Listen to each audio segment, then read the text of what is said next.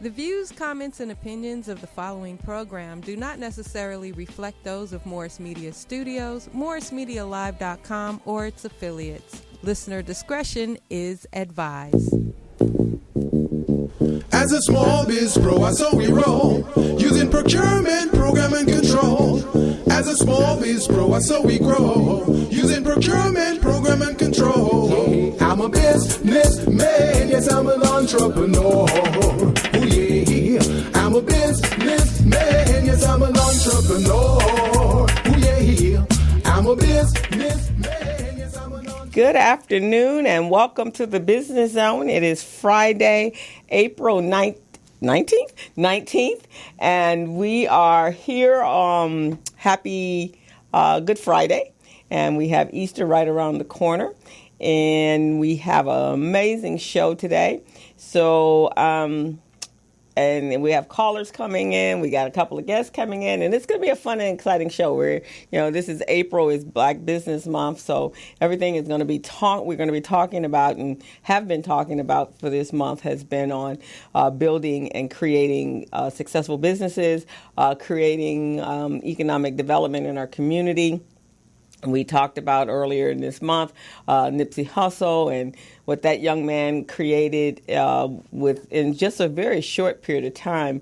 So I want to say to my business owners that have been out there struggling in the trenches for the last 30 years, there is an easier way to do what you do, and it's about learning and finding mentors to help you grow yourself and your business. So you guys need to take a lesson and listen to some of his videos. I spent a lot of time this week listening to a number of his interviews, and I was so impressed.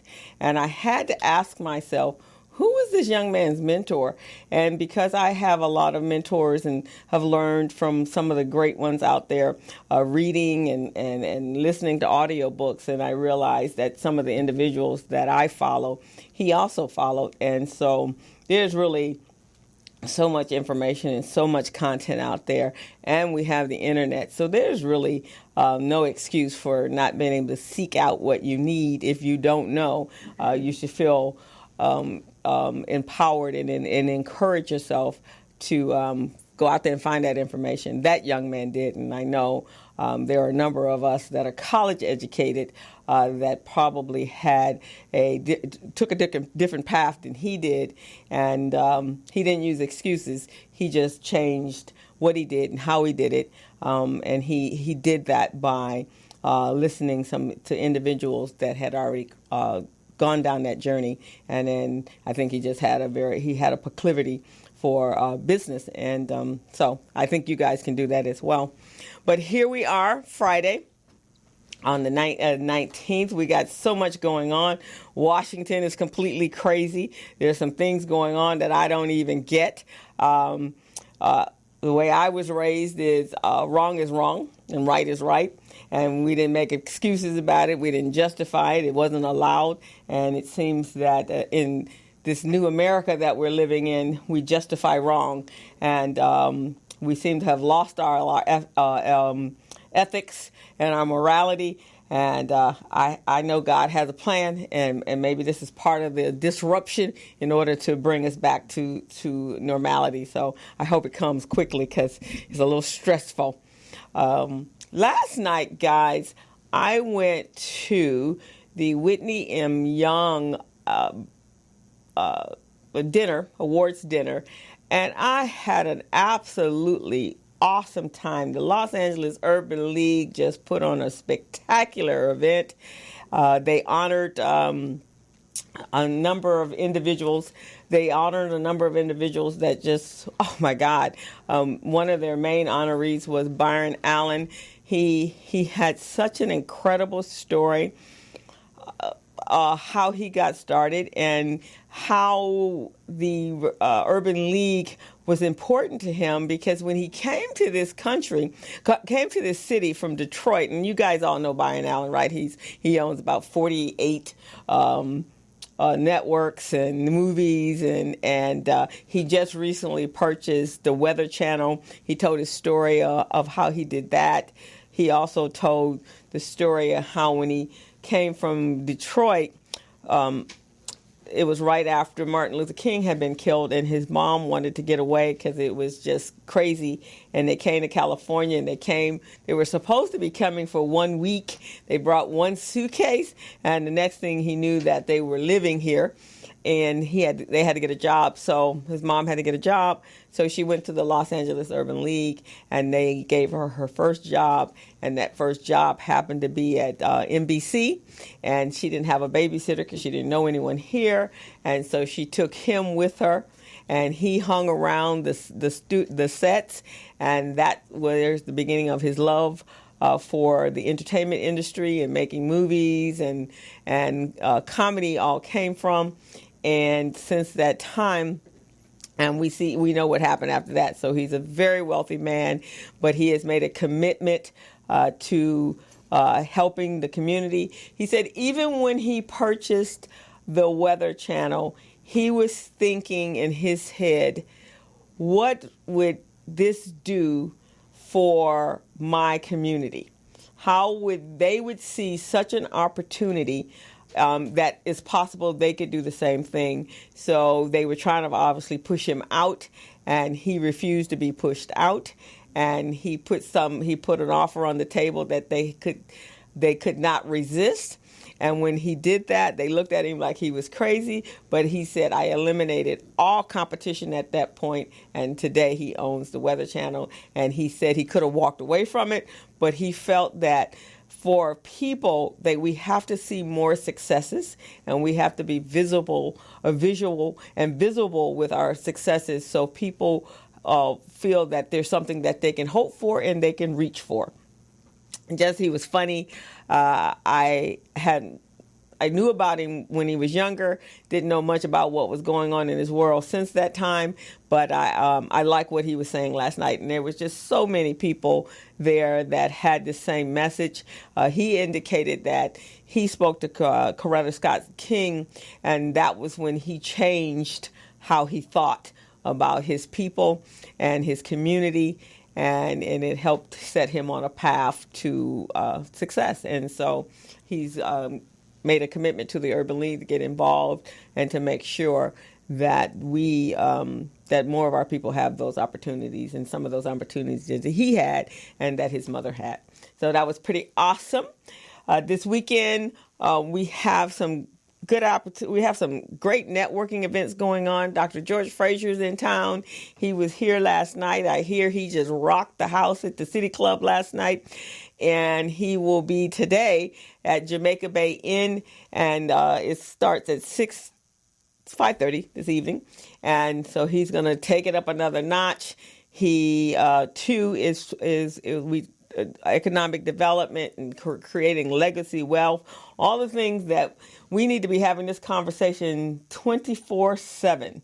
And so I'm just pleased that and I get an opportunity today to MC that event. And so I'll be leaving straight from here to there. And it's good to be around people that speak about us as a people, and knowing that we have such potential of growth, and that sometimes we just need a little bit of guidance. So I'm excited about that. So today, guys, on our show, and we're waiting for Gilbert to come in. He's coming in and we haven't seen him in a little minute. So we're kind of excited for him to get in the studio. He has been working on some projects and some contracts that he's trying to secure, so we don't stand in the way of the brothers making money, because that's important that we can make some money. And so he's coming in today. But today we have as our guest, we have a young lady calling in from Atlanta, and she should be calling in shortly, or Skyping in, I hope.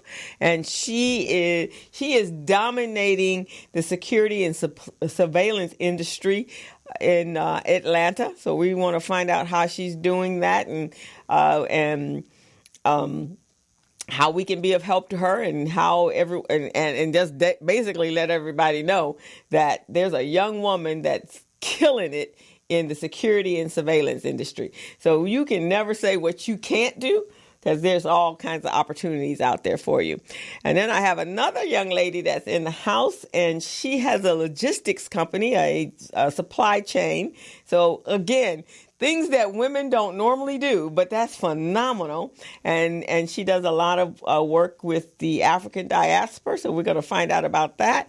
And then we have a gentleman in the house. He, too, is all about economic development. He has a school specifically for that, and so he's going to tell us about that. So hope you guys are as excited as I am about learning new things and all these great things that are going on within our own community.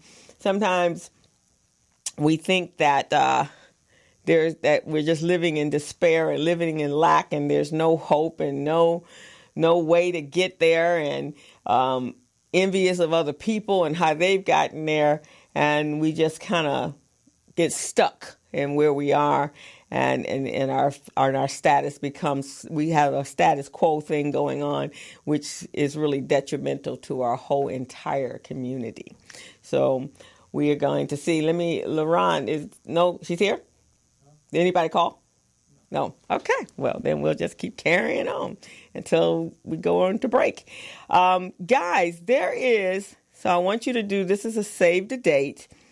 There is a movie that I was talking about a couple of weeks ago. It is called Boss, The Black Experience.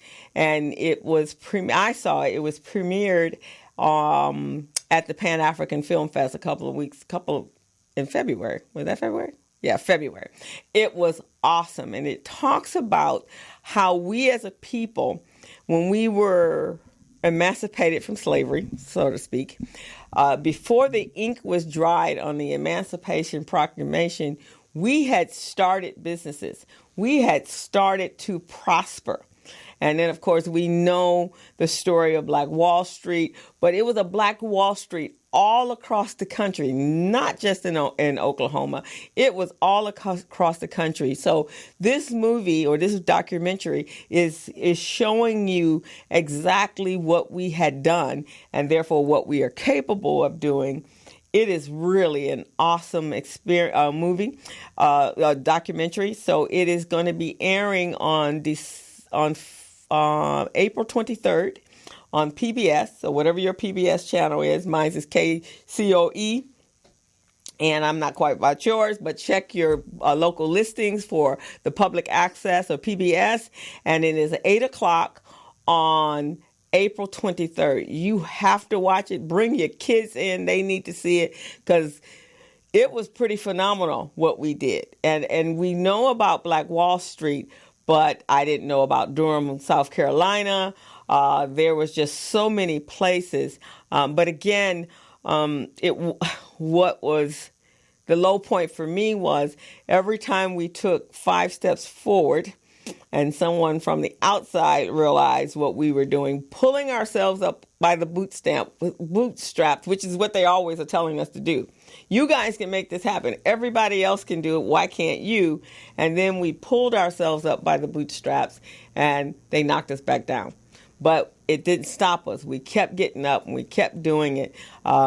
And then we are where we are today. And I guess at some point we just, you can bang your head up against the wall so often and then you lose your steam and your stamina. But check out that movie. There's some interesting individuals that are doing some across the country, doing some amazing things with some amazing opportunities for us, and we just need to take advantage of them. So check it out. So it's going to be on the 23rd of this month, and it's on PBS at 8 p.m., and it's called Boss, The Black Experience. So check it out, okay? So we're going to go to a quick break. My co-host has come in, and so we want to bring him in because he hasn't been here for a while, and I'm sure he has something he wants to share with us. Come on in, Gilbert, and we'll take a quick break.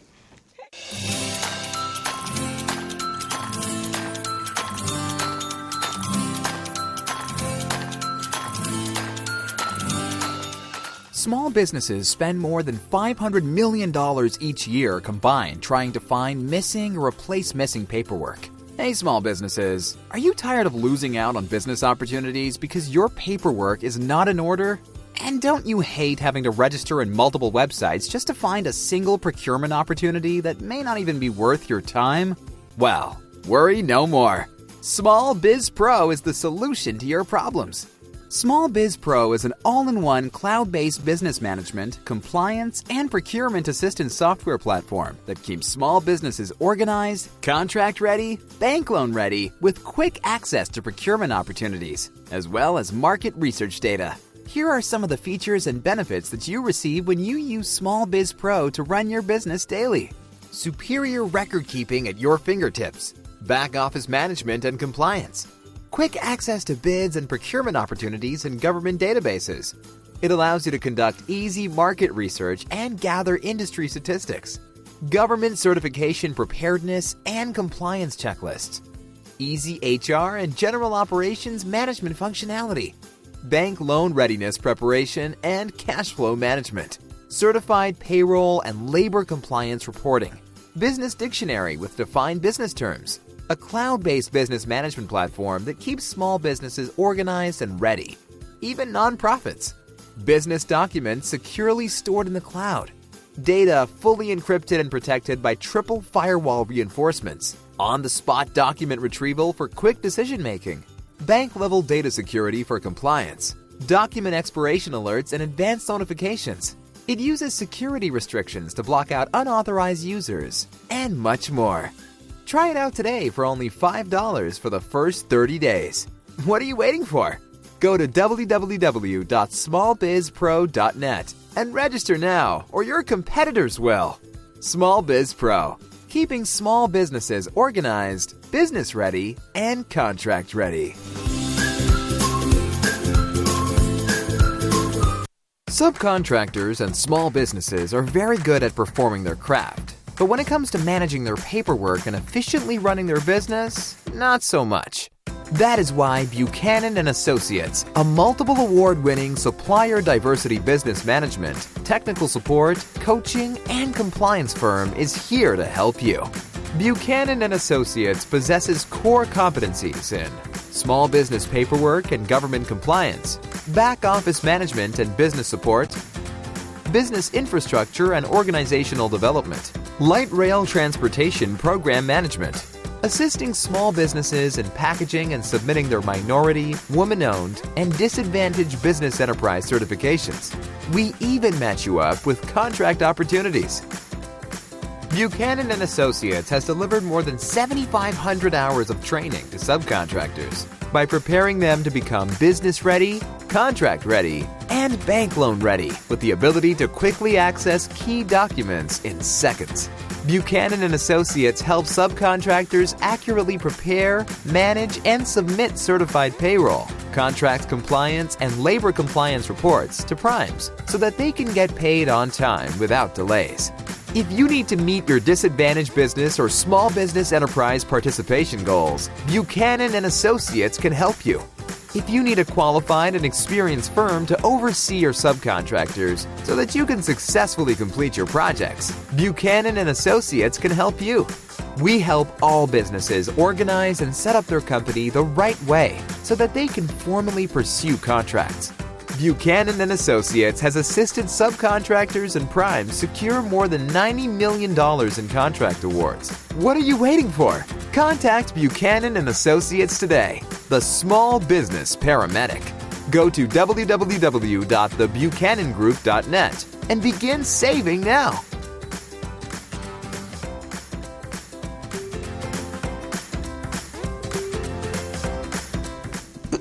And welcome back to the Business Zone with Crystal and Gilbert. That's right. And Gilbert's been I've been MIA for a minute, but I told him that you were out doing some stuff, securing some money. Trying to make money for the show. And some contract, so that was a good thing. Well, welcome back.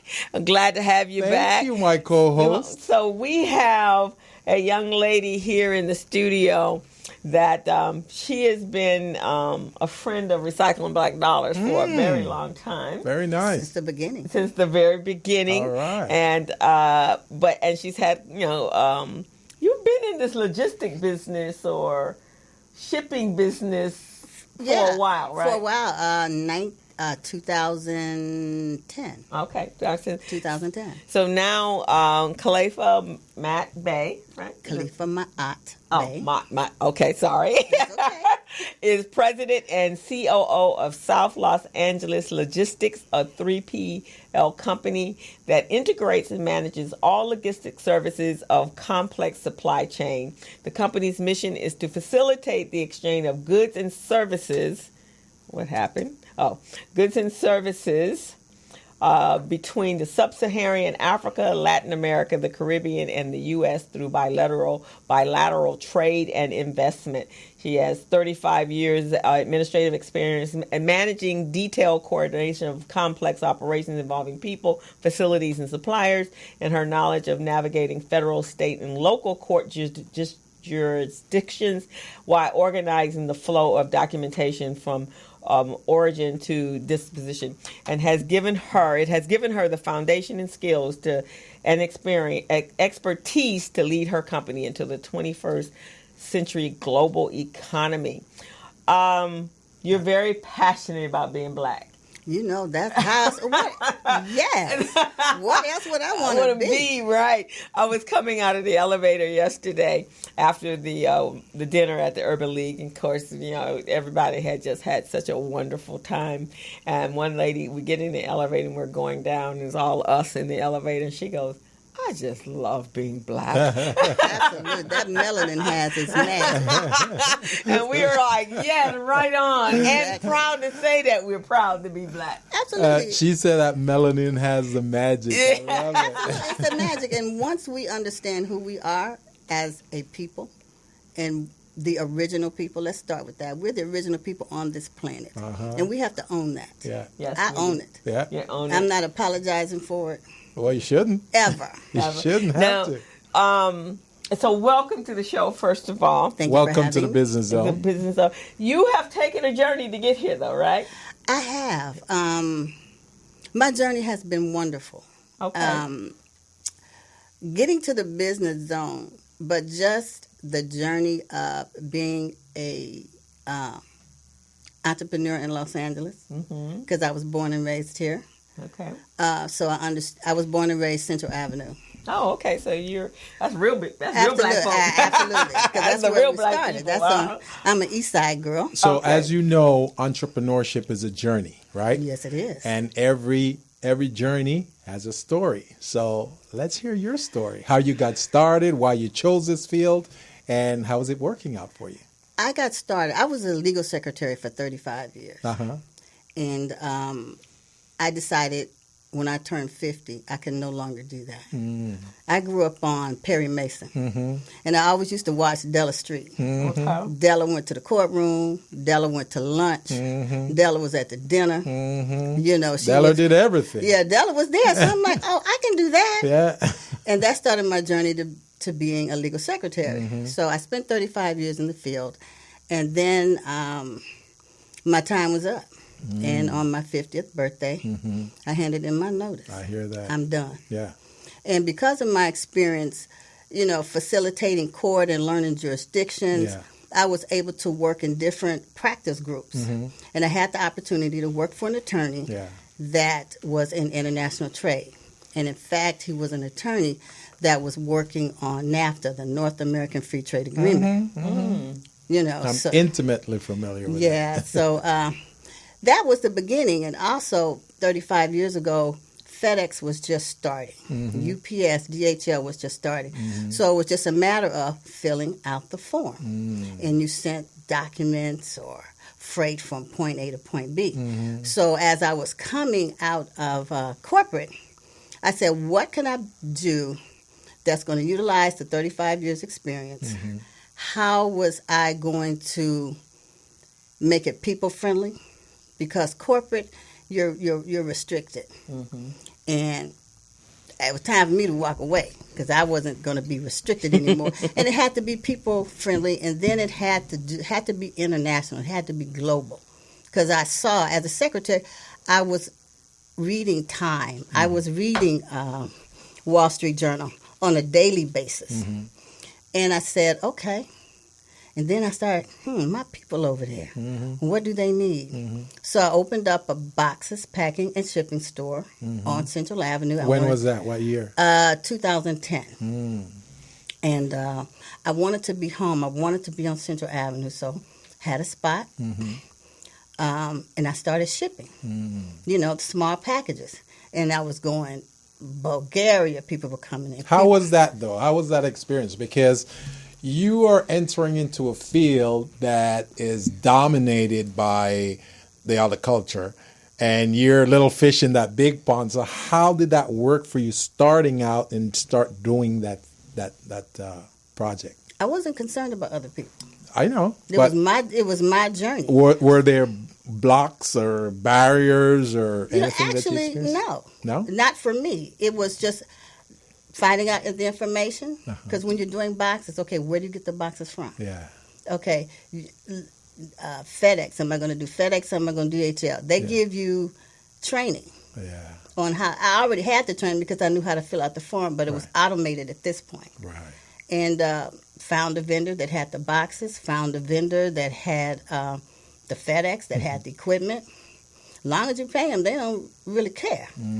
So I was able to do that, and just getting clients, just calling, because there was no pack and shipping store in that area. So people were coming. So who would you call, and how would you go about calling them? Like, would you call a private person or a business? Would you call on another business and say, hey, I'm doing shipping, I can ship your packages for you? Or did you just call residents and say, hey, Christmas, you guys are going to send stuff to family, we can ship it for you? Networking. And you also had worked with in an attorney firm that's what they were doing, right? That's what they were doing. In international. They were you kind of knew the ins and outs. So I knew the ins and outs from being a secretary. Yeah. Because the secretary is the gatekeeper. Oh, for sure. And you really have more knowledge. It's like the nurse, right, to the doctor. Yeah. Exactly. You have the operations workable knowledge. No, pretty much everything that's going on. Right. They have the technology and so forth, but you're the operations is you. You're executing. That's right. Operations manager. Right. Exactly. Logistics. Absolutely. Because it's all about getting an origin and going to a destination, point A to point B, in a nutshell. And was that profitable? Yes, it is. Yes, it is. It's just a lot of room for margin. Really? Yeah. And then you're on Central Avenue, which is now both African American and Hispanic, Latino. Exactly. And so they're shipping. That's a regular part of their culture, right? They ship a lot to Mexico and Honduras and all of those areas. Absolutely. Right. So that was pretty much easy. I learned a little bit of Espanol because, when you're dealing in an international environment, you have to understand culture. For sure, for sure. A lot of people don't understand that. And once you understand the culture, once you understand that people are just people, and you just be kind, where does it need to go? Yeah. And you ship it. Yeah. So you pick up the lingo, you pick up the language. I was dealing with a company that shipped directly to Mexico. So it's all about partnership. So so it was us, it was Mexicans, then you had a few Europeans. Let me say the right word. No need to say colonizer. No, I had a great one called Clear People. I've heard that. I've heard some interesting things of late. And because it's all about money. Money's green. Yeah. You don't have to like me. As long as I give you great customer service, you'll be back. How many employees do you have? Right now, I just hired on a young lady, high school student. Yeah. She's starting to do data entry because that's what happened with me. Yeah. I'm a graduate. I'm an alumni of Washington High School, and we had opportunities. That's when we had counselors, and I had internship. Yeah. At 18, I was leaving school at 12 o'clock, and I worked at the VA. Yeah. Had to be there at 1. Had that job. Then I went to McDonald's, so I was actually working 2 jobs. Yeah. And our young people need that now. So I started. She's 15. So you got one employee. I have one employee right now, and I outsource as well. Good. So I have a number of vendors. Right. Depending on where the item is going, we can do. I'm a broker. So you got independent contractors that you work with as well. Exactly. Now, are you close to the post office down there on Central, or no? Okay, that was before. Now she's in Lemert. Now I'm in Lemert. Now I have an office. I have a warehouse in Compton. Oh. And I'm in Lemert because I'm also the ambassador for the Lemert Park Crenshaw Quarter of the LA South Chamber of Commerce. Mm-hmm. So I have an office is at the We Can Foundation. You guys had Reverend Washington on. We had him. Yeah. So I do my operation from there. Mm. And anything I need to do, packing and shipping wise, if depending on what the load is, I can call in temporary help, get that out, and make it work. Because it's all about employing our own people. That's good. And we need to employ our people in fields where we're not. Mm-hmm. Because if you look at shipping started since the beginning of time. Oh, yeah. Queen Hatshepsut did the first transatlantic voyage to the land of Punt, which is now Somalia.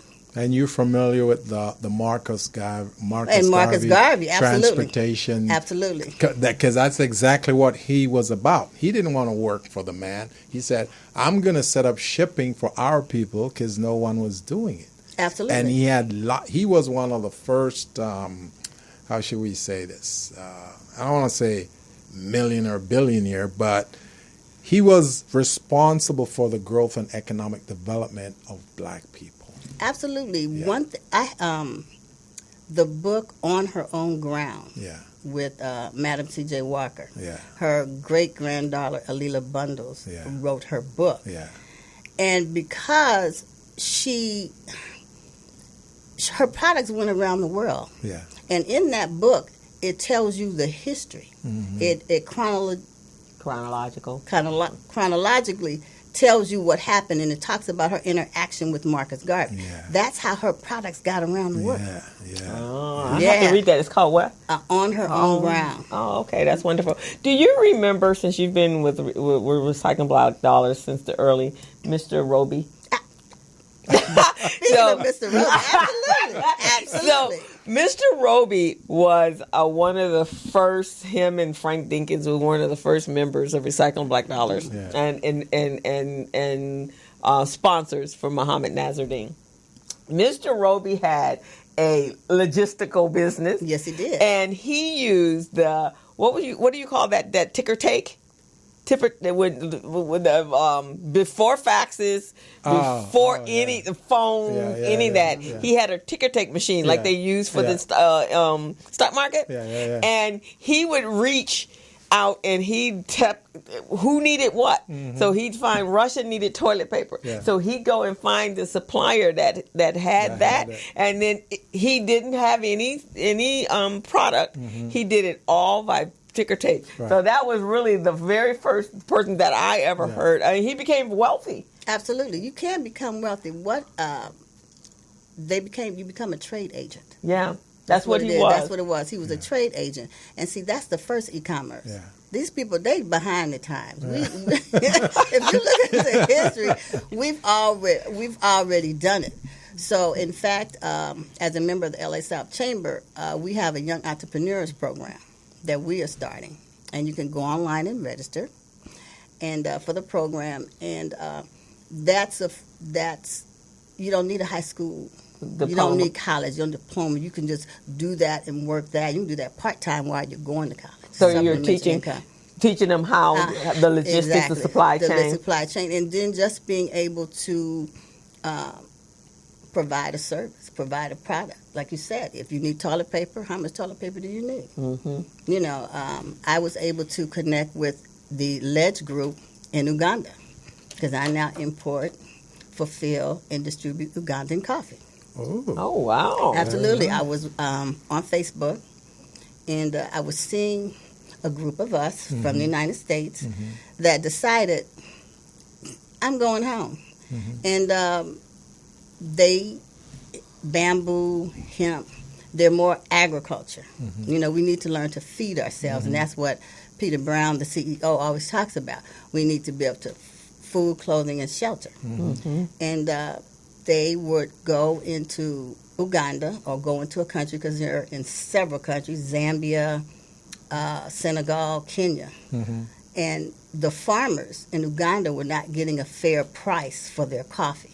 So they were letting the coffee die on the vine. They said, we'd rather just let it die before we just give it away. And Peter Brown met a young man from Uganda, and they struck this deal that they would pay the farmers a fair wage for their coffee. Wow. And then they needed a roaster.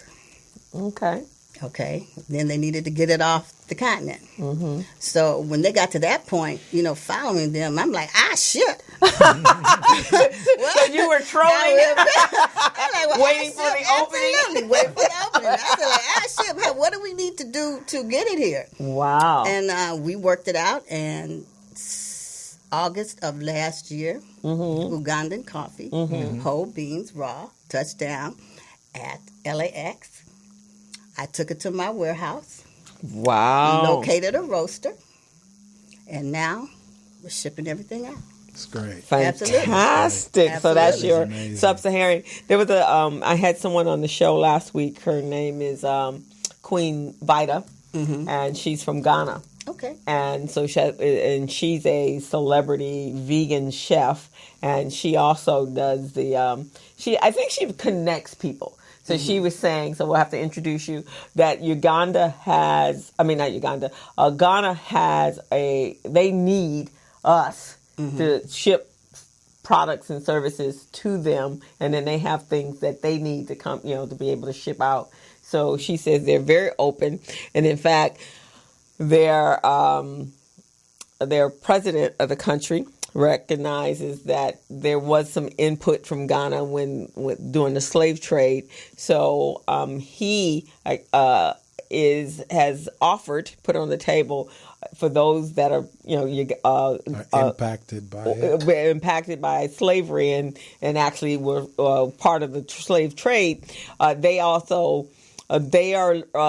providing citizenship for those that are from Ghana. Absolutely. And I'll give you your dual citizenship. So he said that was, I guess, their reparations for what has happened and their apology for what they have done in their contribution. And for anyone that wants to come back to their motherland, the doors are open for them. It's not only Ghana, it's Zimbabwe as well. It's Ethiopia. I hosted the Consulate General representatives last Tuesday. Okay. And the workshop was on what it takes to do business in Africa. Wonderful. And it was amazing. They want us. It's about bilateral trade. It's just not us going over there thinking that we know everything, because it is not. And I love Lucy. Remember when Fred and Ethel and they were opened in the restaurant? Fred and Ethel had the know-how. Ricky and Lucy had the name. They were bilateral. You have to be able to do where your strength is. Right. So for me, it's about bilateral trade, because the continent has been taken advantage of. And you have to learn custom. You have to listen. And on last Tuesday, it was phenomenal. In fact, I was able to introduce Mr. Ware to Mr. Peter Brown. Oh, okay. Because they have been wanting to break into Ethiopia. Right. So on Monday, we had that conference call, and it was a match made in the universe. Wow. So they're going to be able to get into Ethiopia. Ethiopian coffee is the #1 coffee. Is that the one that Starbucks uses? Yeah. But we don't like to mention Starbucks. If we're going to mention anybody, we're going to mention the Hot and Cool Cafe. Hot and Cool. That's that's right. They have. So that's where they get their coffee from, too. Yeah. In fact, when you listen to Tony Jolly's background, he used to work for Starbucks. So he was over there in Ethiopia. So he understands. And he learned all the tricks of the trade. Okay. So well, that explains a lot about the people. I've met some people there. Quite a few Ethiopians are over there and work with him as well, right? Absolutely. Oh, that explains a lot, because I was trying to figure out the correlation. Absolutely. Okay, fantastic. I love that place. I love the vibe and Hot and Cool. You go in there. That's different. That's my place. I used my place. I'm sorry. We should do a show over there. Yeah, actually, that'd be great. Yeah, Dr. Well, a couple people. I'm going to sit down with James Burke. We want to do. He wants me to work with them on those that are in the arts and the music and recognizing that they're running a business. Mm-hmm. So we wanted to have a symposium over at Hot and Cool.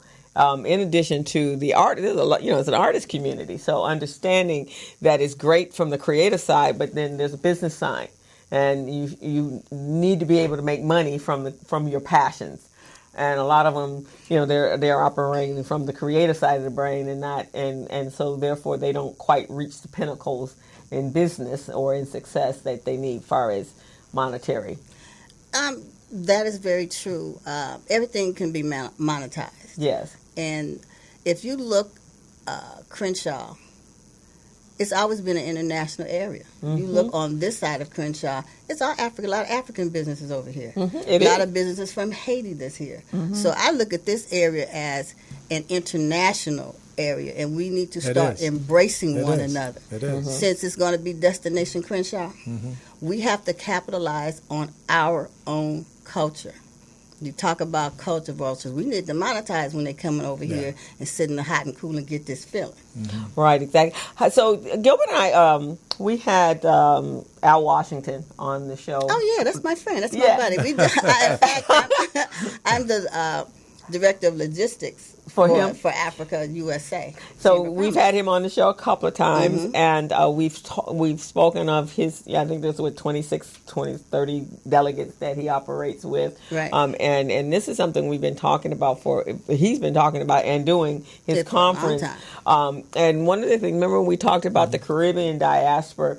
The one thing that I do know about the islands in Africa, entrepreneurship is part of our ultimate and our unique DNA. Exactly. Right? Those of us that were in slavery, there's been some issues there, but ultimately the ones that are first or second generation, they knew when we were emancipated, we couldn't go anywhere and get a job from anybody unless we were going to work. We couldn't go back to the slave master and say, okay, now give me a job, because that wasn't going to happen, right? Correct. So, because he was going to exploit you. So they had to create businesses. And then, of course, I think after the many, the obstacles. But I do know in that culture, that's part of any immigrant that's coming from anywhere in the world, being their own boss is paramount to who they are. This is my take. This is my take only. A disclaimer, this is not the views of Morris Media or the Business Zone. Okay. But what hurt us was integration. Yes, I am with integration because, I never had that dream. Everybody talking about the dream. I never had that dream because growing up Central Avenue, I was already in Wakanda. They were not there. Yeah. So Wakanda is not a myth. Wakanda is a real place, just like if you grew up in Harlem, just like if you grew up in Atlanta. Is everywhere they weren't. Who said it's a myth? That's what the media was saying. That it's just a myth. They were trying to discredit. Oh, it's just a cartoon. No, that wasn't a cartoon. They're trying to put that out there. But yeah, and I think is what she's basically saying is that, and I too, I grew up. I'm a third generation entrepreneur, so I knew that was ultimately where I was going to end up. My grandparents were entrepreneurs. My 2 or 3, there's about 6 or 7 people in our family that just naturally, that's what we do. My grandfather owned a grocery store. He was a caterer. He was a minister. And then my grandmother, she made quilts and she taught all her children how to sew. Absolutely. And then everybody used that as their initial business, the groundwork. My aunt did drapes and interior design, home interior design. My mom was a tailor. And this is something, and I think I've shared it with you. When I look back in my family and their skill sets that we all possess that have moved down generation to generation. So the sewing thing was a major, everybody, my grandmother taught to sew. everybody sewed. It wasn't one or two, and they all made a living off of it in some way or another. My aunt, she was a home economics teacher, so she taught people how to do it. And then my mom, she made men's clothing, tailoring, and my uncle, he did men's clothing and bathrobes and so forth and so on. So I was talking to them one time. We were in a family meeting, and I said, "Why is that?" And he said, "Well, it actually came from your grandfather's uncle. He was the tailor for the mob." And because I saw a picture, and I have it. He gave it to me. My uncle gave it to me the other day, and I went, "Wow, my grandfather looks awful dapper, and his brother, and they were all looking like Al Capone." And I'm thinking, he said, "That's because he actually was the tailor for Al Capone." Wow. I went, okay, but that is the talent that was passed down from generation to generation. Absolutely, because my grandmother sewed. I still sew today. Yeah. I travel with my sewing machine. I've taken my when I lived here and moved to Washington, D.C., my sewing machine went with me. When my mother left New York. Absolutely. Come to think of it, my mom, too, she sewed, and she used to make dresses for the neighborhood. Right, exactly. And I'm going, because first of all, I didn't have confidence. I didn't think she could make good dresses like you could buy in the store. But when I saw the neighbors coming in, they're buying it, I'm like, damn, my mom is good. but then I was young, because if I was older, then I could hone in on my skills and say, "Oh, Mom, let me show you how to run this business and get it going." Right, but exactly. I didn't know then, and you're right. It's an amazing skill that we all have. Right. My mom, she made so she started early. Like I said, they all did. So my first business, because when I was 7. We had to learn in the summertime when everybody was out playing. We had my very first project was a roller bag, and then it moved up from there. Exactly. But she and I started little dress businesses. Yeah. We were making little girl dresses with the pettifollers, and we would sell it to the people at church. Yeah. Exactly. And so that was the beginning of hers. And then she moved up to tailoring men's clothing and wedding dresses, and at one point she was sewing everything. I told her if I stood still long enough, she'd create a cover for me. But she was into that. My grandmother, same thing. Hers was with patchwork and making quilts, and all over the Florence, Alabama, or in Tennessee, her quilts were sought after. My grandfather, on the other hand, he was the caterer. He cooked for everybody. The wealthy people in his, and he got paid for it. Got paid adequately. Yeah. In fact, when he died, the community, the white and black community, helped my grandmother make sure that all of her kids went through college, and that she never had to want for anything. But that's but that's us. That's us. That's us. We are the creators of everything. And once we recognize that, that's why the Young Entrepreneurs Program is so important. So the L.A. Chamber has a Young Entrepreneurs Program. L.A. South Chamber. That's the one on in Carson? Yes, okay. The L.A. South Chamber of Commerce, because I started young. Like I said, you sew. That's what you do. You have the lemonade stands. And our young people now are making soap. Our young people now are making bow ties. Our young people now are authors. And if we're going to come out of the corporate environment, we need to start where you see the talent. We have to develop the talent, because we have given away our intellectual property. And our intellectual property is our creativity. That's where that lies. They take everything we do and they're good at patent.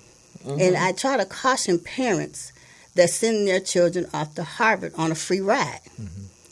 Read the fine print. Everything they create at the Harvards and the Yales, USC stays with them. Yeah, they own the patent. They own the patent on everything. Yeah. So HBCUs, where our children, can be nurtured, and that creativity can go back into the community. Because once you're in Harvard, you're in the Greeks, the sororities, whatever, and you get further away from community.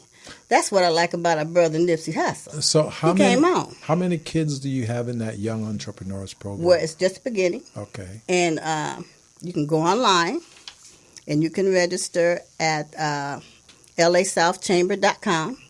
We're going to have an orientation next month, and we're just going to pull them in. What age group? Starting at age 8. 8 to 21, because we're looking at college. So it's kind of similar to the program that I Crystal. do. I have been teaching. She's got the nifty program that she does with the Urban League every year. Mm-hmm. Yeah, so I teach a class every summer it's a 10-day intensive. And we take the curriculum is really for 9 months because it's in the school systems, and we teach it to the kids in 9 days or 10 days. Actually, they learn it in 7 days, and then the last 3 days are utilized for pitching their business idea, and then they compete like Shark Tank style. And then the first prize is $750, $500, and $300. So we're generating 50 kids a summer. And then we're extending it this year. We're actually going to extend it to a full year program. We have something special going on right now that it's been funded by Union Bank, and the kids are competing for $5,000. Wonderful. And this is a team effort. They're competing against 9 other schools. Actually, 4 schools: Augusta Hawkins, Crenshaw, Dorsey, and there's one other, and then the YWCA over here in Lemert, and the Brotherhood Crusade, and I think they have 2, and View Park, and Vermont Slauson. So we're all developing teams, and then from each group we will take there will be an internal competition, and so we have 2 teams going on. So we will have an internal competition next week, and then the best of the 2 then will go on to compete. And the teams had to be 3 or more, and then they'll split the $5,000, and it's $5,000, and I think the next is 22, and then it drops down to 15, and then I think it drops down to 400 for the 4 place prizes. I think that's great, because one of the things that, since I am the ambassador for Lemert Park Crenshaw area, is legal to vend on the streets now. Yes, it is. And I'm having a workshop on April 25th at the community room at the mall. Okay. Because, see, there's an opportunity for young people to come and learn how to vend. I'm also the assistant coordinator for the Pan-African Art Fest. Okay. So every February, when those vendors come in, and being able to take your road show, you on the road. I have purchased phenomenal artwork from the Capitol Jazz Fest. Wow. On the East Coast, Midwest or whatever, that's where you have a lot of festivals. You have Essence Festival, and you can go and vend, and it's a very lucrative business. But now that it's legal to vend on the streets of LA, it's a way in which that is done. And that's excellent. And that's one of the things I was talking to Dr. Frazier about, was that Nipsey Hussle had touched a number of his own, in his own little circle. He touched us because I'm just young man was brilliant. But one of the things I was saying, I'm listening to the interviews, and I'm listening to them on YouTube and on Instagram. So some of them that were hardcore are now ready, and they're hearing what he said. And so this is an opportune time that we need to reach to them. They need steps. They need action items. They need to know. He was a young man that was self-taught, but that doesn't mean everybody is going to go his route. But what you do know is the Nipsey Hussles, and he wasn't the first one. You got all of Ice Cube, exactly, LL Cool J, Snoop. They all were able to take that experience and look where they are now. They use their music as that platform to then create the money. But what I loved about Nipsey was he knew how, and he learned it from whoever he was listening to, and I actually hear some of the same people that I follow. But what I was amazed at, when he took that funnel, he had to come up with that money real quick to buy that property, and And they're even saying, how do you charge $100 for a hat? But they're paying it over at his spot, and $100 for a T-shirt. Whereas people always saying we don't support our own, or we don't, we're always worried about somebody else's pockets when we go to price our products, right? And we always cheat ourselves. He wasn't worried about that. If you can spend $200 on some tennis shoes, yeah. I look at this right now in my networking and my quest and who I'm having working with me. You got to be under 45. Yeah. Because over 45, they're not going to you're stuck on another game. Yeah. And it's a new paradigm. Let's go ahead and take a quick break. We're at the top of the hour. So we're going to pick this up on the other side of the break. So we're at 4:02 right now. You're on the Business Zone with Crystal, Gilbert, and Khalifa Bay. That's right. That's what we're talking about. So we're going to go ahead and take a quick break right now. You can tune into the show at 323-293-3375. That's 323-293-3375. This is the Business Zone. Take a break. Subcontractors and small businesses are very good at performing their craft. But when it comes to managing their paperwork and efficiently running their business, not so much. That is why Buchanan & Associates, a multiple award-winning supplier diversity business management, technical support, coaching, and compliance firm is here to help you. Buchanan & Associates possesses core competencies in small business paperwork and government compliance, back office management and business support, business infrastructure and organizational development, light rail transportation program management, assisting small businesses in packaging and submitting their minority, woman-owned, and disadvantaged business enterprise certifications. We even match you up with contract opportunities. Buchanan & Associates has delivered more than 7,500 hours of training to subcontractors by preparing them to become business-ready, contract-ready, and bank loan-ready with the ability to quickly access key documents in seconds. Buchanan & Associates helps subcontractors accurately prepare, manage, and submit certified payroll, contract compliance, and labor compliance reports to primes so that they can get paid on time without delays. If you need to meet your disadvantaged business or small business enterprise participation goals, Buchanan & Associates can help you. If you need a qualified and experienced firm to oversee your subcontractors so that you can successfully complete your projects, Buchanan & Associates can help you.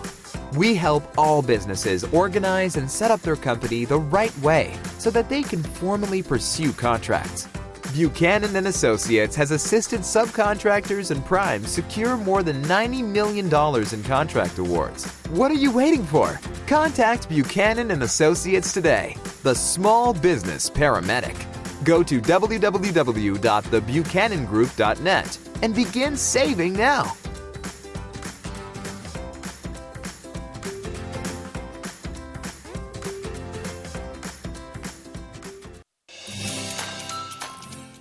So we're back on the Business Zone with Crystal, Gilbert Buchanan, your small business paramedic, and Khalifa Bay. our phenomenal guests here in the studios today. And we're talking about some great topics that will help entrepreneurs and small businesses in our community. And you've got some great insights. I'm loving it. Yeah, before we went back on the air, you're talking about your digital marketing classes. Mm-hmm. Yeah. The strategy that I have come up with, these young people know it. Mm-hmm. They were born. Mm-hmm. So to close the gap with the younger people, I suggest, because I'm not going to figure it out. Right. It's not going to happen. Yeah. I get one of them. Yeah. I call one of them and say, help me do this. Right. And they show me how to do it. Yeah. And they're like, oh, I'm going to take it from you too. Yeah. Oh, and they just... So you know your lane, so you stay in your lane and let them stay in their lane. And actually, it's a good way for them because we're, Lons and Williams. Mm-hmm. So we're going to, we're sitting down with him. He's getting ready to do a course over at Compton for young people. So he's been coming to our class, and he's just mesmerized how to use all the content that he has as a DJ for all these years, and him being the West Coast grandfather hip hop. So we're going to take it there, because the other piece to that is we're teaching them, one, how to create multiple streams of income, but at the same time, we're teaching them how to be digital marketers. Absolutely. So for the ones that are not entrepreneurial, you don't need, you can be a consultant, and you can go to work for someone if you learn all the tricks of you understand, and you can deliver. So that's what we're going to do. So that's part of the project, the package that he's putting together is we're teaching you for yourself to create multiple streams of income, but in addition to your learning skills that you can then take and go to a junior college and enhance and get your 2-year degree. Because right now we're talking nano degrees. We're not talking 4 years. Correct. We're talking things that can get you moving and making money immediately. You know, you brought up that point about 4-year degree. I don't want to delve into too deeply, but think about that process. A 4-year, who came up with that concept? You see what I'm saying? The European. Yeah, so they can get 4 years of our money. Absolutely. You see what I'm saying? Absolutely. Because life is a life learning process. Everything we do. So we're going to learn as we go along, but at the same time, why are we investing for 4 years for that kind of education when we could do it in 2 and then go to work and start learning as we go along? I'm not trying to send children to work. You see what? Well, when I say work, I'm talking entrepreneurship. Okay, that's what I mean. Okay, that's what I mean. I'm not trying to send but listen to this. So they send you to 4-year degrees, right? Yeah. So everybody, whether you agree with it or not, but basically we're telling kids now, if you want to be a professional, a doctor, a lawyer, that's your path, right? Right. But what did Kim Kardashian say the other day? She is not going to go to school. That's what I'm talking about. She's going to study for the bar exam. Understudy. She's going to shadow a professional, and that's and then she's going to go take. But who has gone to school for the 4 years and the 3 years? That's what I'm saying. And got $250,000 in school loans and debt. In debt. And so it's always it's a part of that system. That's how that process works. So. I'm okay. I like using our examples. I get Kim. You start off as a video host. You can do what you want to do. Come on, let's just get real about it. Yeah. But I did go to a coalition. The opinions on the show. It's not. I'm just telling you like it is. But I did recently go to a seminar where there's a think tank going on at the Milken Institute, along with the SBA and the junior colleges. And so the course now is of action is nano degrees. The faster you can get a 2-year, you can work and make big money in the industry and get your 2-year degree from a junior college and move on. And then if you want to go back and get further, but at least get the ball running, get started, don't have this large debt that will prevent you from moving forward in life. Yeah. So those are some of the things. But before we wrap up, I want you to tell us about this Community Advantage program and whatever else you got to tell us. Okay. I'm just going to give this quickly. The LA South Chamber is having How to Vend on the Streets of LA, Thursday, April 25th, 10 a.m. to 11:30 a.m. at the Baldwin Hills Crenshaw Plaza. It's going to be in the community room, and it's street vending compliance in South LA. Along with that, we'll have information on a program. It's called the Community Advantage Program by the SBA that is perfect for vendors. It's all about cultural tourism. Olympics are coming. We need to start preparing to receive all those tourism dollars that are going to come our way. That's a very good point. I know you're wrapping up, but I just want to add this. I think we should go around to organizations like hers and start preparing these entrepreneurs for that. Absolutely. You see what I mean? Absolutely. So let's make it, because I know you have Recycling Black Dollars breakfast every second Tuesday. Let's do that, because we're all talking about the Olympics is coming, but we're doing nothing about it. So let's do that. let's go to entities like yours and start prepping these entrepreneurs. That's what we're doing. That's the reason. This is the prep work right here. This is it right here because we're doing a lot, but we have to be in compliance. Yes. Because once we break out, we have to be secure in what we do. You have to get your license. When is the next event? Our next event is here, April 25th, at the Baldwin Hills Crenshaw Plaza. Okay. This is where this event is going to take place. And this is what I wanted. So here's one of the challenges that have gone on in our obstacles in our community is that we're all working for the same cause, but collaboration, and we need to start collaborating so that we're all doing. Because here's what happened on Crenshaw. Because we all were having this conversation, everybody's working independently of one another. Then we ended up losing 300 businesses. Same thing is going on in Inglewood right now because everybody's doing everything independently. If we all came together and took sections of the town and preparing people in order to succeed, then we get more done. Master plan. But with us working independently of one another, really servicing the same people. Because I'm going to tell you guys, I've been teaching in this community for 30 years. And I have had students in my class that has been to the SBA, they've been to Vermont Slauson, they've been to the BBA, they've been to Crenshaw Chamber. They have gone through all and they come around to all of our same meetings and our same workshops and our same class with the same information, but they're not activated. So we need to, if this is your area, this is your space, then let's do that. But then let's collaborate and who can take them to the next level and to the next level and to the next level. Then that way they don't have little bits and chunks of information. They have a comprehensive approach. And like, okay. Then look at, I'm going to now send you over to Vermont Slauson or the SBA because that's where the money is. Absolutely. And what I have come to find just in my own journey, looking for SBDC that did international trade. I know what Vermont Slauson does. They're food truck vendors, whatever. So I send my people to Vermont Slauson. If it's a recycling black dollars, if it has to be a fit. It really has to be a fit because I used to belong to the huge LA chamber. That doesn't benefit me because it's too many people. Mission is different. The mission is, and every organization has their own mission. So once we sit down and figure out, I had to go all the way to East LA College to get my certifications. Which one? Woman-owned? No. Certifications for logistics. Oh, okay. They had a free program that was sponsored by UPS and East LA College, where I got my certification in logistics and material handling. I'm a material handling specialist. That's good. I'm leadership in global trade.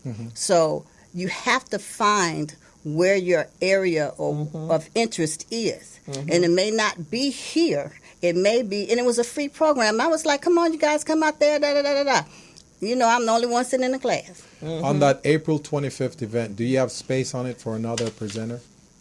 No, because it's only going to be an hour and a half. We could squeeze it in. Who were you thinking about? Me. He does certification. Well, not only that, because you just mentioned getting these businesses understand compliance, what they need, what documents, and that's exactly what we need to do. I develop a system that will help these businesses, and that system, it checks off the boxes. So it has all these mandatory documents that you need as a startup or an existing business that many small businesses don't even know about. Correct. And then once we do that in the classroom, we check it off. And when we check it off, it highlights. And when it highlights, it's okay, you've done this. Let's move on to the next one. Exactly. You see what I'm saying? It's paperwork. That's the kind of thing I want them to know. And then they get a copy of that as their record. So as they go along, they know, okay, I already done that. This is what, and then it gives them a score.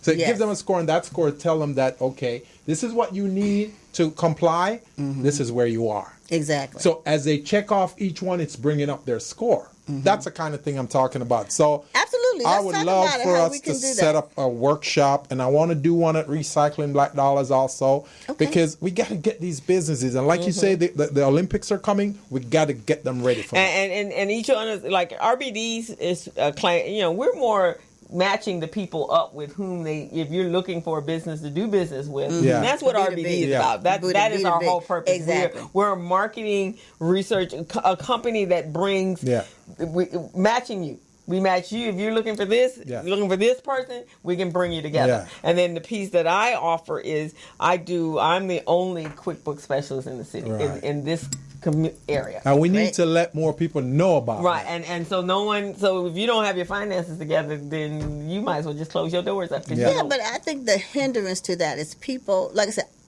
my background is administration, legal secretary, so I understand. Yeah, you're strong paperwork, in that. Right. You're you know, strong. but a lot of people are not. Right. So if you're not strong in that area as a business owner, Yeah. Right. you have to be able to put that in your budget to have someone else do that for you. There you Right, go. exactly. There you And go.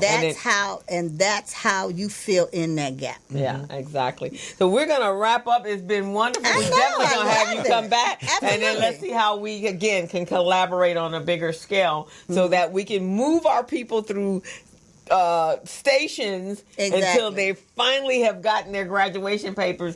We can match the A with B, and it's like, okay, here are your whole clients that need the services that you have. Absolutely. And we can get some stuff moving. Because I like that idea. This is the last thing I'm going to say is that we need to come together with a synopsis of what everything your organization does. Yeah. Exactly. So there's a list Yeah. so that people can say, okay, I need referral to clients.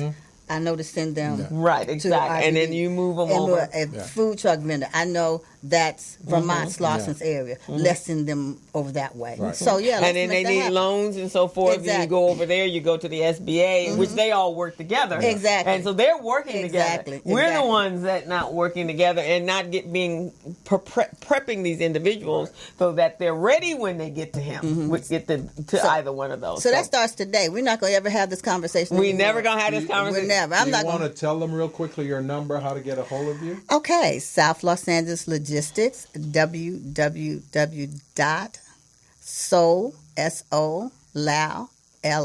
www.logistics.com. Telephone number, area code 310-846-1112. 310-846-1112. Perfect. Okay, guys, so you've heard it. She's got an event coming up. I'm going to supply you with the excerpt of your video, and then I'll Wonderful. put your information. So if you can send that to me electronically, I will. I can make sure that Excellent. information's there, and then you can utilize that to market for this class. Thank you guys so much for having me. This was great. You know, we've been hanging a long time in this Yeah. And community. you doing the didn't know it would business be tip. this great, huh? Yeah, I knew it was going to be great because it's all about timing. That's right. Yeah. That's It's right. all about timing, and once you in your flow, it'll just come. And then to we you. need to talk about how we can work this whole African diaspora and Ouch. expose more people to that. Absolutely. So let's do that. That is our out. Well, Good. the Business Zone loves you, and we really appreciate having you here today.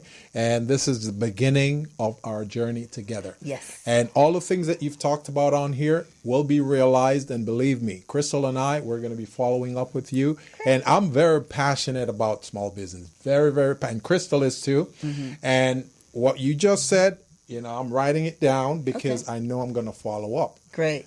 Getting small businesses ready for the Olympics is really a passion of mine. So Actually, for the whole everything that's going on in Yeah. the city for the next If you 40 years.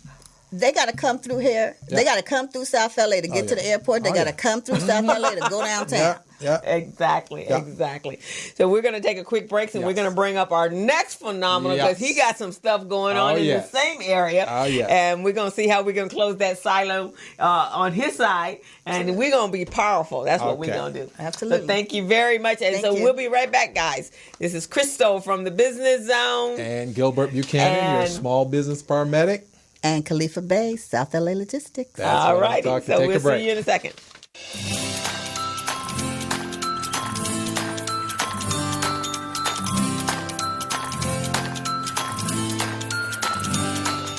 Small businesses spend more than $500 million each year combined trying to find missing or replace missing paperwork. Hey, small businesses, are you tired of losing out on business opportunities because your paperwork is not in order? And don't you hate having to register in multiple websites just to find a single procurement opportunity that may not even be worth your time? Well, Worry no more. Small Biz Pro is the solution to your problems. Small Biz Pro is an all-in-one cloud-based business management, compliance, and procurement assistance software platform that keeps small businesses organized, contract-ready, bank loan-ready, with quick access to procurement opportunities, as well as market research data. Here are some of the features and benefits that you receive when you use Small Biz Pro to run your business daily. Superior record keeping at your fingertips. Back office management and compliance. Quick access to bids and procurement opportunities in government databases. It allows you to conduct easy market research and gather industry statistics. Government certification preparedness and compliance checklists. Easy HR and general operations management functionality. Bank loan readiness preparation and cash flow management. Certified payroll and labor compliance reporting. Business dictionary with defined business terms. A cloud-based business management platform that keeps small businesses organized and ready, even nonprofits. Business documents securely stored in the cloud. Data fully encrypted and protected by triple firewall reinforcements. On-the-spot document retrieval for quick decision-making. Bank-level data security for compliance. Document expiration alerts and advanced notifications. It uses security restrictions to block out unauthorized users, and much more. Try it out today for only $5 for the first 30 days. What are you waiting for? Go to www.smallbizpro.net and register now, or your competitors will. Small Biz Pro, keeping small businesses organized, business ready, and contract ready. Subcontractors and small businesses are very good at performing their craft. But when it comes to managing their paperwork and efficiently running their business... So we're back on the Business Zone with Krista. Gilbert Buchanan, your small business paramedic. And today we've got another special guest in the studios. And Crystal, who do we have here? We have Pastor Edward A. Smith. He's executive director and pastor of Zoe Christian Fellowship of Whittier. He was born in Los Angeles. He is the pastor and CEO of Zoe Christian Fellowship of Whittier, chancellor of the Joseph Business School for Los Angeles region. I had never even heard of that. Founder of Awaken. Oh, okay. Awaken, and Bishop of Zoe Association of Churches and Business. He earned his BA in Applied Mathematics and an MBA in Marketing Finance from UCLA. He is a much sought-after speaker for conferences and seminars in the U.S. as well as abroad. He was invited to Russia in 1995 to participate in training the staff of the fourth largest bank in Russia. His speaking ministry engagements have taken him to Japan, Puerto Rico, Guatemala, South Africa, and Brazil. And before full-time ministry, he worked in several marketing executive positions with companies as General Mills, Ford Motor Company, oh, wow, I haven't seen that one in a long one. Carnation Company and Avco Financial Services. His final corporate position was as the Vice President of Marketing for Family Savings Bank in Los Angeles.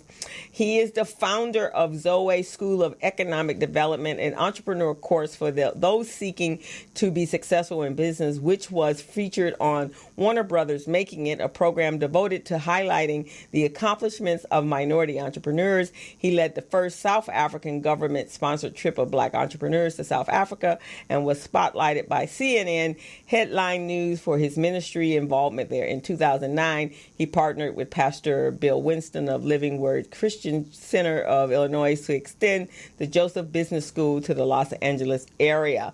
And we want to welcome you. Thank you. Wow, that's an impressive bio. With all that amazing introduction, I'm thinking I should be calling you Doctor. Smith. I'm good. He said he's good. Well, welcome to the Business Zone, Mr. Smith. Thank you. And I should call you Pastor Smith. Yeah, we're very happy. I'm good either way. Yeah, either way. So obviously your origins in business, so everything that we were talking about, and moving it, and I had this conversation with Dr. Frazier as well, is church is the one place that Black people congregate in large numbers, and that is where this training should start.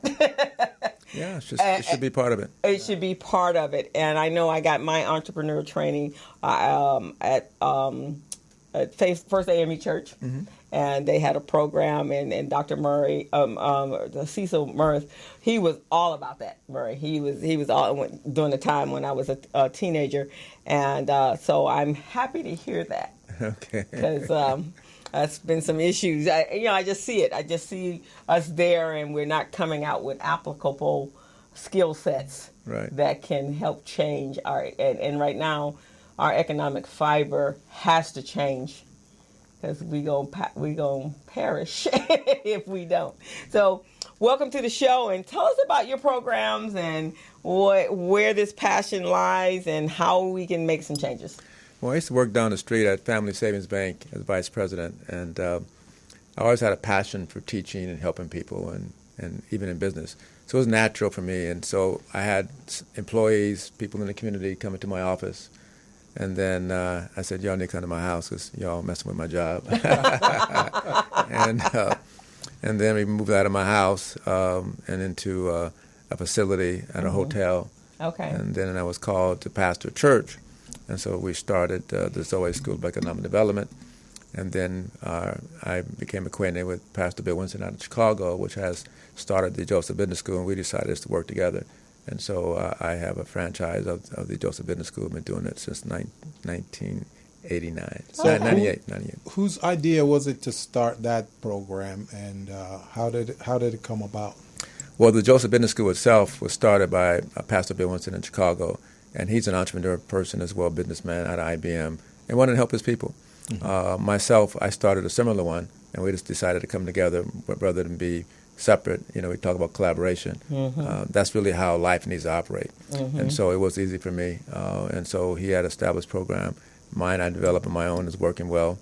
It was already featured and making it on. So yours is still existing. It's still going no, on? the Zoe one is not existing. It's existing under the brand name of the Joseph Business School.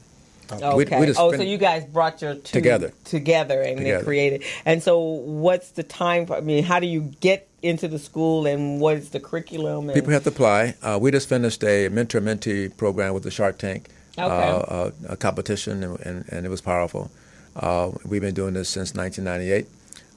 We graduate people. We have different versions of the program. One is a 9-month program where you work on your business, your vision. We have a shorter version, a module program, and then we have the basically a 6-week program that deals with the mentor-mentee. Mm-hmm. And we're finding that we're working out really well because people don't have a lot of time. Mm-hmm. And so we started realizing that people can at least get started, like you said, after class, start working. Mm-hmm. And but a mentor piece is huge because if you don't see it, like you mentioned about your mom and everybody sold, you got to see it. You got to see it. Yeah. You can sit in class. That's why folk aren't doing nothing. They don't see it. Mm-hmm.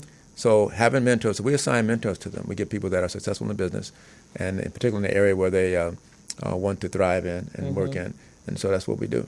Oh, and it works out really well. And they come out, and it's hard work. They learn about financial planning and budgeting and cash flow management and marketing and analysis, because those are areas oftentimes we fail in. Mm-hmm. We have ideas, we got skills, but we can't manage our money and a cash flow. And so you don't have to be an expert in that, but understand how to ask questions, get the right people working with you, help you, and you can go where you need to go. That's fantastic. Small businesses are good at their craft, but when it comes to managing the business and administering it, that's where the weakness comes in.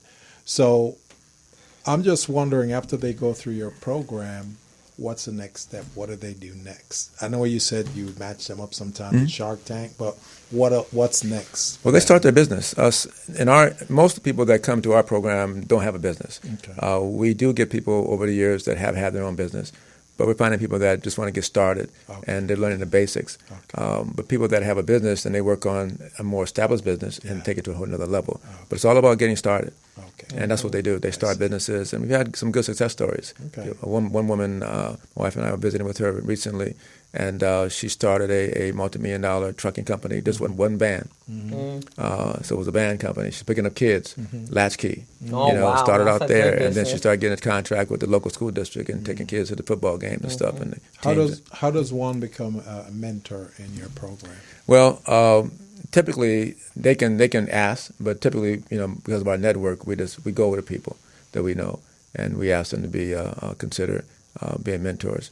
So we want people that have availability of time. They're in technology. One of our young guys, mentors, he runs a very successful technology company with major contracts, people like Disney and AT&T, and does development. So people that are into software development. He's a good person. He's young.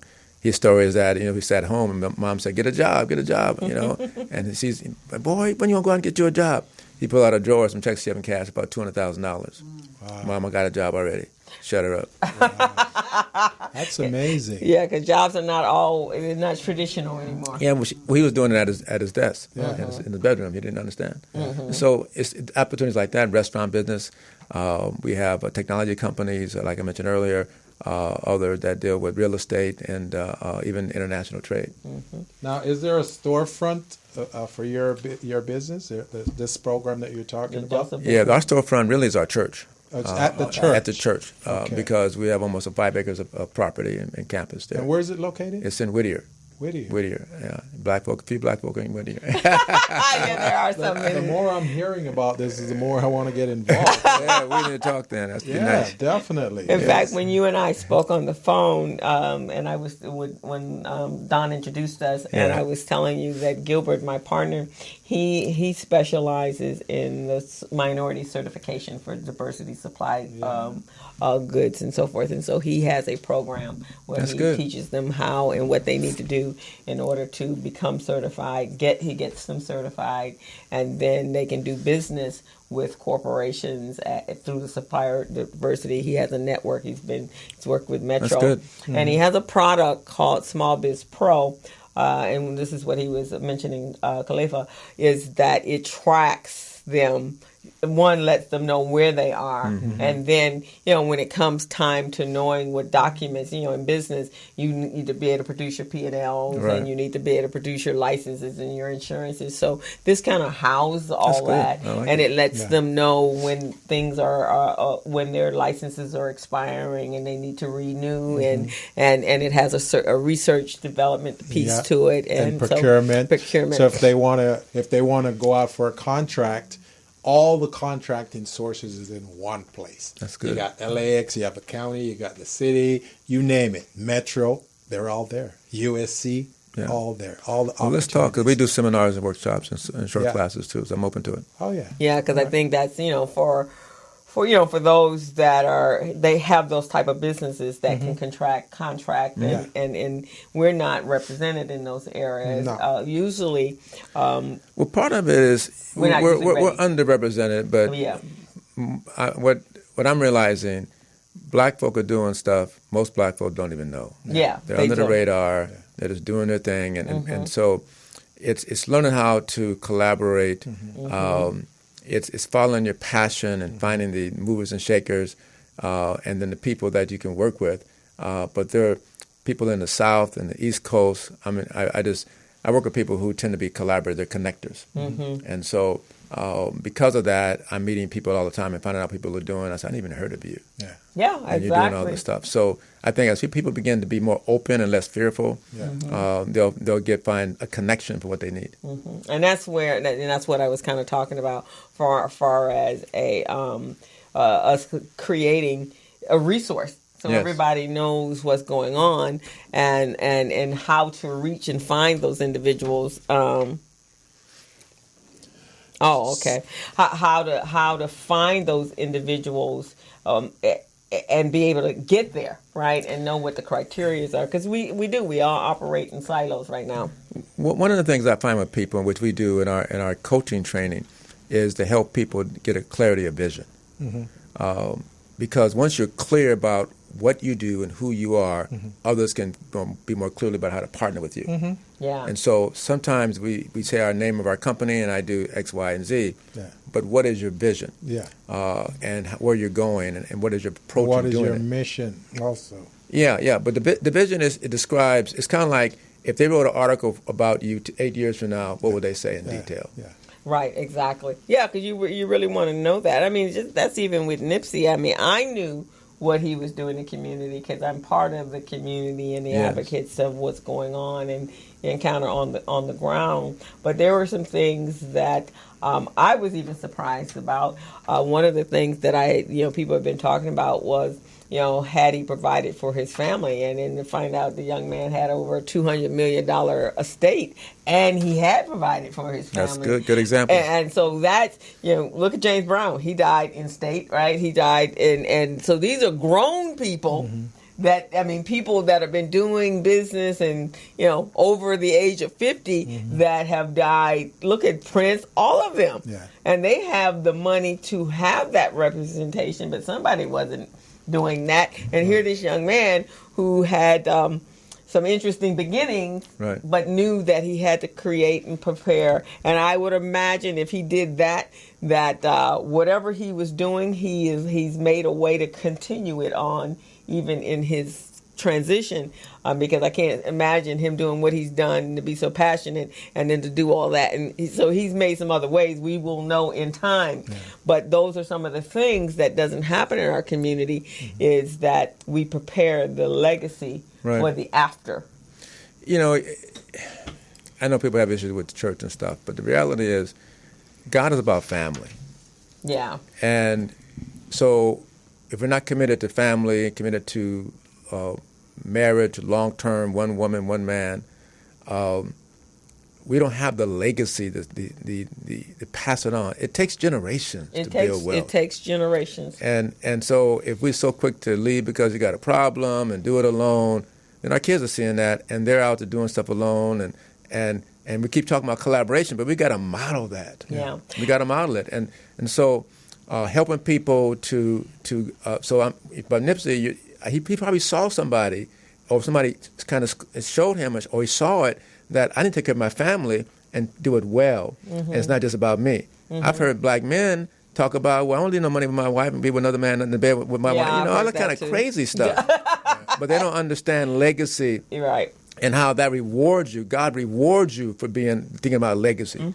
And so, that's my and it leaves a gap, right? A big gap. It leaves a gap, and it leaves a gap not just for the family, but it leaves a gap for the whole community. There you go. Because now, if we're not preparing that family when somebody is gone, then somebody is going to miss out, right? And folk got to chip in and all that stuff. And so that's some of the issue there.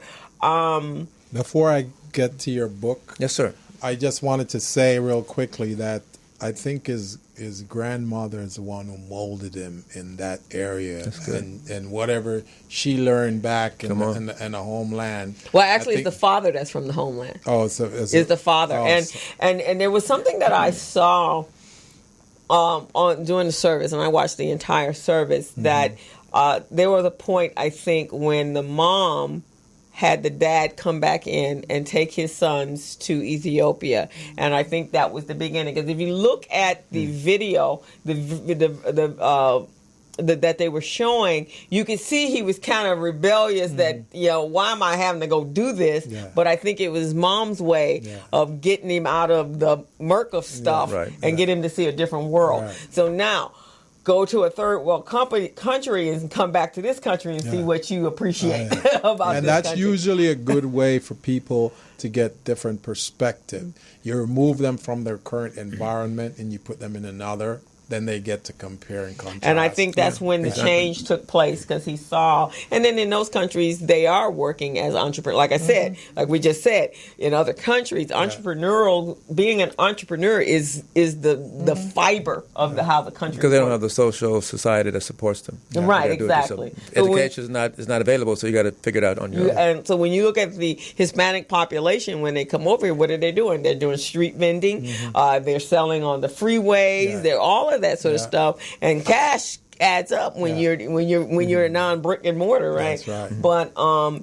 But those are the things that, and I heard something the other day that was kind of interesting, because we want to find out, when did this change take place with our children, right? So someone, your colleague, Sarai was saying that our millennials were, when the recession took place, they were young enough and they were living at home, and they saw their parents go through the loss of their home, the loss of their jobs, the loss of cars, the loss of all the material stuff that they had grown up around. And all of a sudden, mom and dad are stressing and trying to pull ends together. And we've all experienced it from 2008 to probably 2000. I want to say the second term of Obama, when people started to see a turnaround. And I went through it, so I know if I had a family, what that would have looked like, right? Because it was me, I could pivot a lot faster, but I did have to make some major changes. So these kids saw their parents going through this, and all they want now is to be safe. I understand. And so for us, the healing of us has to take place. Well, they have to see something different. I mean, in the book Outliers by Malcolm Gladwell, a black man, very popular book, he talks about how people are marked by what happens in the world. Yeah. So like in the Depression era, my wife's father was a Depression child, and he didn't want to buy nothing. He got his car paid for, and then when that broke down, he got the bus. He had all kind of money in the bank, but he's thinking something may happen. And it's just like with 2008 and 9. There you go, when same kind of thing. Yeah, you don't want to ever be. So we have to help people. Right. That's where faith comes in. You got to help people think out of the box and follow the dreams. Be prudent, learn from the mistakes. We get that. But if you got to examine where you are, and show them people that in this time there are young folk doing well. Right. I mean, there are millennials. This is important. There are millennials doing well and prospering and leading companies. All of them ain't lazy. No. Okay. They got to see that. If we don't let them see that, they think then they have friends that that they're not moving forward like they should. So I think part of it is exposure. I think so. And especially people that look like us. But people in our generation, is important to see other people that are doing it, other parts of the world. So I just think that to me, the world is available to us. And I think you're absolutely right. It's the exposure, seeing. That's why it's so important for our youth entrepreneurs. There you go. That's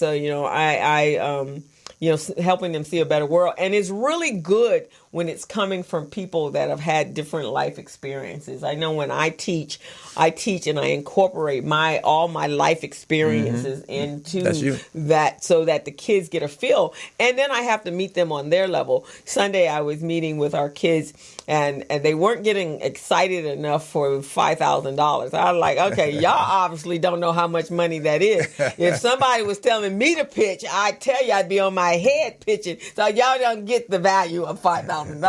And they're looking at me like, but then they were coming up with some ideas. But the idea that came up, I could see that it wasn't resonating with them, and they wanted to do T-shirts with messages to help encourage people who were sad and depressed. And we're like, are you sad and depressed? And they're like, no. So how you gonna get that message across? I said, but what are you? They're like, we're stressed out and tired. Well, what makes you stressed out and tired? And so one little girl said, I get up at 4:30 in the morning. I have to get ready. I have to get my brothers ready. I have to fix breakfast. Then we have to be out of the house by 7 o'clock. Then I go to school, and I'm in school from whatever time, from 8 o'clock. I don't leave there to 5 o'clock. I don't get home to 7 o'clock. And I'm like, whoa, I'm tired, and that's your life. So now I get it. So what does that make you feel? And she goes, it makes me want to scream. I said, well, then put that on your shirt. Yeah. You can relate to it. It makes me want to scream, and because everybody else is going through the same issues as well.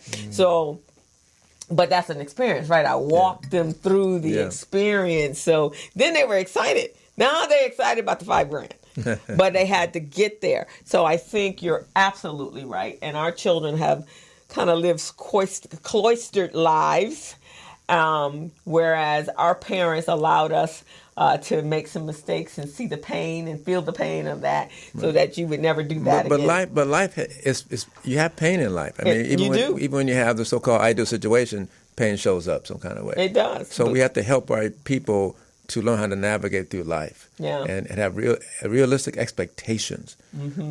If they manage expectations when they go into new ventures, go into marriage, for example, expect to be perfect all the time, that's naive. So you can prepare people for what's the kind of the roughs and the storms that will happen, and how to navigate, and keep their eyes on the prize down the line.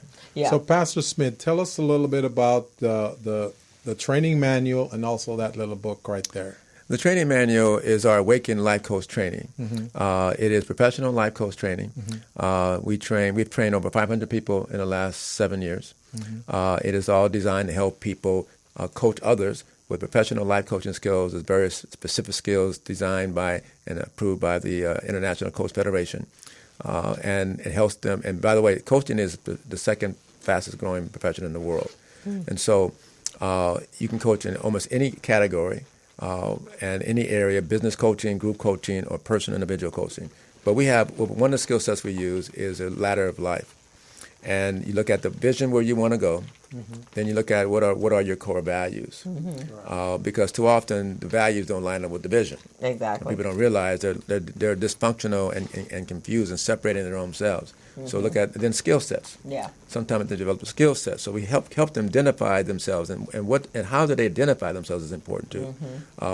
How do they see themselves is huge. So it's called International Coaching Federation. That's the one that approves or certifies. How does one get involved in that? With Awaken, you can contact us at our website. And in fact, we have a training coming up in June. At Awaken is AWYKEN, and we spell it differently because it works well for my my website. Spelled with an A, but also the Y. Awaken.com? Yes, Awaken. And the Y is about awaken the potential inside of you. And so it's very powerful. We've done training in Brazil. We've done training up in Seattle, Washington. A lot of our training is in the Whittier, where our campus is, where our church, so facilities there, it's easy to use. Do people have to pay for the coaching? Yeah, they pay for it, yeah. For the coaching? Yeah, they pay for it. Okay. Yeah.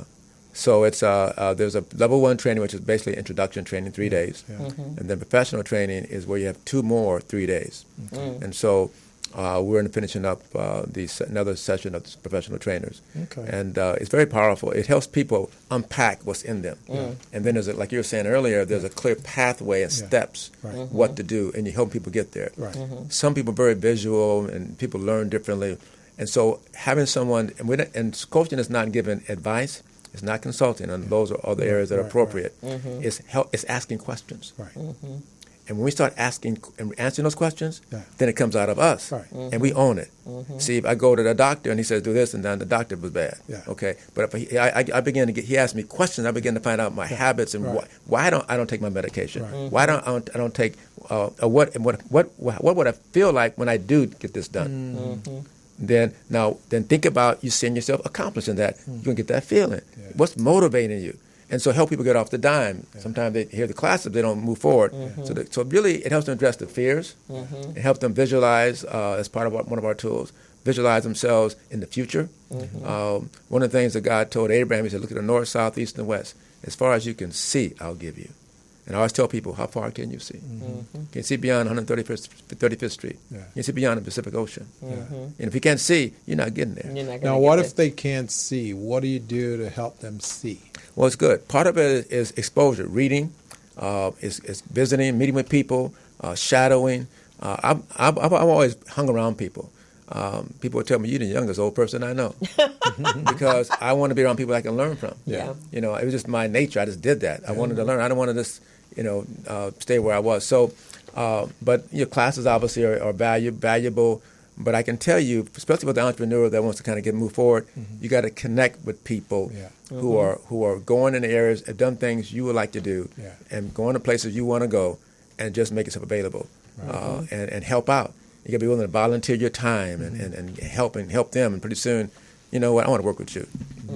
Yeah, and that's how it happens. I mean, that's how we connected. He and I, we were operating in the same space. He doing his specialty, I doing mine. But we observed each other on the outskirts. And then when I was wanting to launch the show, and I'm thinking, okay, who would I like to launch the show with? And then I asked him, and he had asked me to work on a contract with him, and so we developed that relationship. And I handled that. You don't even have to touch base that. We got that got that relationship solid. And then when I was looking, and I knew that I wanted a show that would deliver messages and information and bring in spectacular people that they don't know even exist in their hemisphere, let alone their neighborhood, but in their hemisphere, period.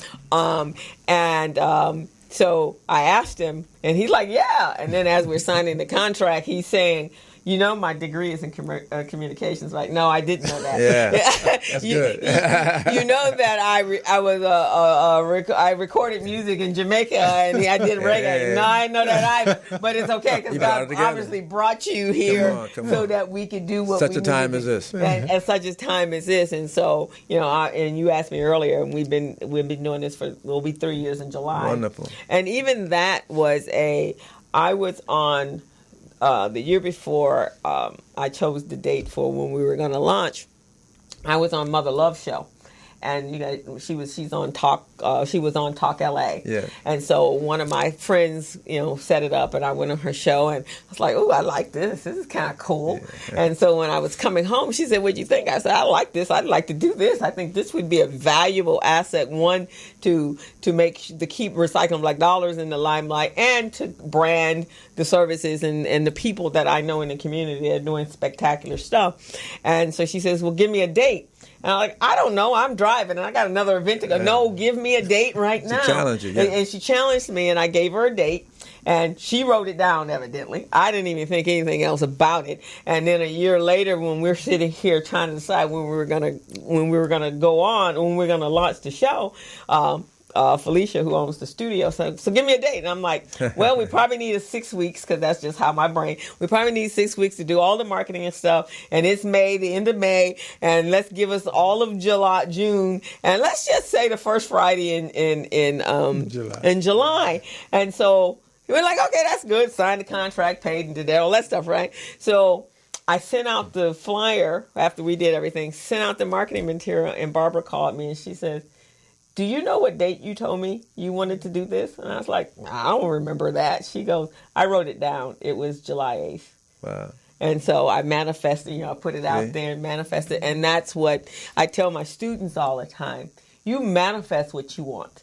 Yeah. But you saw it first. I saw it. I saw it. I saw it. The scene is huge. Yeah, I saw it. The role modeling is huge. It may be a quick one, but all of a sudden it's dropped in your spirit. Yeah. And that's how I teach. I teach the contract that Gilbert and I have. I teach individuals, young men and women who are on county services, how to become bookkeepers. And so I teach an accounting piece, and then I teach them the tool, which is QuickBooks. And in that 12-week program, it's not just that. I'm teaching them about financial literacy. I'm teaching them to be what type of employee you need to be. Not just be an employee. Think about the bigger picture. This is a sideline gig if you want it. Right. And then I think about what your children are going to do. And by the end, these people who may have been on social services all their lives, at the end, they are like, I'm more than a mom. I can do whatever. And we're really proud of the fact that we have like a 95% higher rate. They get jobs like before they're even out of the class. So not only does she help to educate them, but she also coaches them. Which is amazing.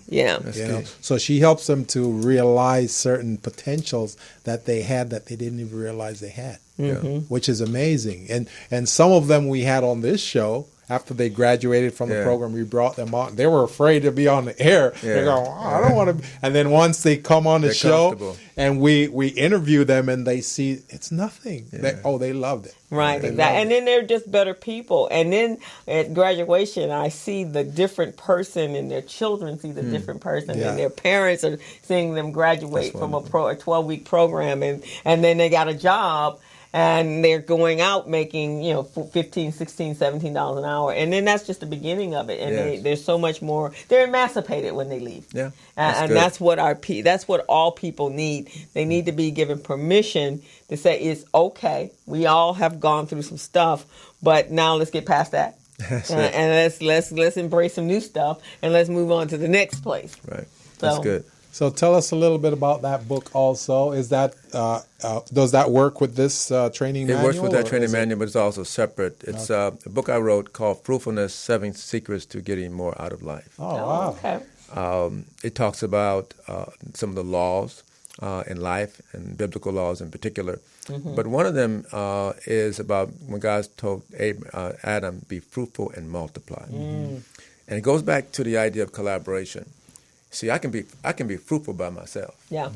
And I can work 24 hours a day and not get no sleep and wear myself out. Right. And trying to get to this vision God gave me. It's in my heart. But to get where that is, 9 times out of 10, I gotta multiply. I gotta work through somebody else. I gotta build a team. Okay. You know what's amazing about that statement? Everybody interprets it differently. And I like your interpretation of it because when I was growing up, I only heard of one interpretation. Be fruitful and multiply. Okay, I'm gonna have lots of kids, right? That's not necessarily what it is. That probably was a context, right? But the principle is see, I'm a teaching pastor, so I look at the context, I look at the law and the principle. See, I can if I talk about this in this book, is it a technique or a law? If I take architectural and engineering design and structural design and I learn how to do it building hotels.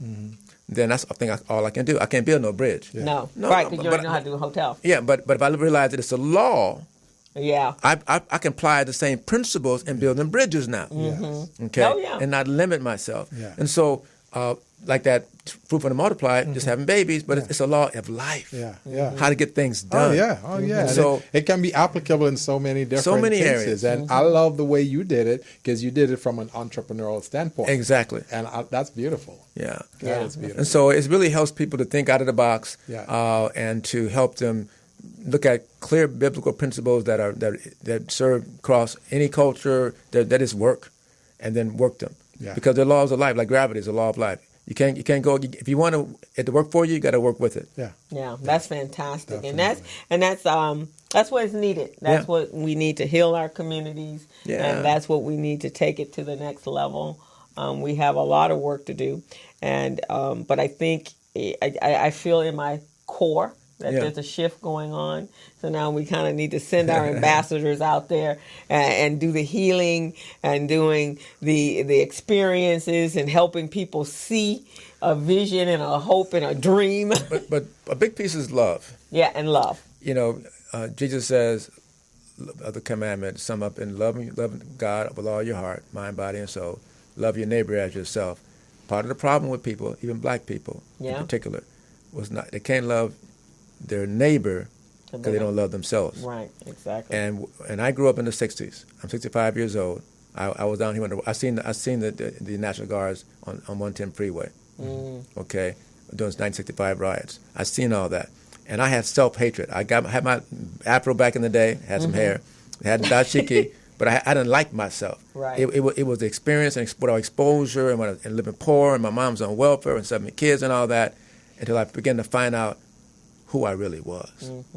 And as I began to find out who I was, and in particular, not just as a black man, I value that big time. I have no questions about that. But also what God put in me, my gifts, my talent, my purpose, and accept that. I don't have to compete nobody, and I can love people. When I'm going to let the love of God flow out of me to other people, you attract people to you. They want to work with you. You're not intimidated. You're not fearful. You can send people afraid when they come to you. They're kind of, just relax. God got you. You're going to be okay. And that's interesting you said that. I was listening to one of the young friends of Nipsey. He grew up with him, and he was saying the same thing, which you just said. He says, we don't love each other. We don't love ourselves. And he goes, and take a look at our faces. We mean mug. It's just like, we're looking so mean. And he says, start loving. I love flowers. I love trees. And he was ministering on Instagram to his people. He goes, I smile at everything. Folks looking at me, why you smile? I wave at people. Because he said, I realized I walked around for years looking mean. And he said, no wonder I was frightening everyone. He said, running opportunity away. Right, running opportunity away. So he says, I'm smiling at everything. I smile, I walk out the house and so he's walking, and it's so funny because he's on his phone walking and talking and recording himself, and I guess the people, and he lives in Irvine, must be thinking he's nuts, and he's like, and he's fussing and he's going on. But it's the message he's delivering to the people that relate to him. Yeah. So that's why I feel there's a change. They're changing it. Yeah. They're changing, and they're like, why are we mad at each other? Yeah. Why are we trying to kill each other? And so I've heard more and more of that on social media with these young men who are out there street warriors, and they're realizing this is not what we need to do. And one of the things they said about Nipsey was he has always, from the age of 8, when he was elementary school, have always been the peacemaker between all of them. And Snoop said to him, man, do you realize that every gang set out there likes you? He said, what? He said, every one of them love your music. He says, like me, they love my music. He says, it doesn't matter if it's the Trays or the Crips or the Bloods or whatever. And he says, but then his friend said, yeah, Nips, everybody loves you, and you seem to be able to bring the people together, and they stop arguing and fighting and want to kill each other. So, his thing was, who are you? He's being authentic, being the real him. He's being the real him. So, and I think that, on that message, we can close as a people.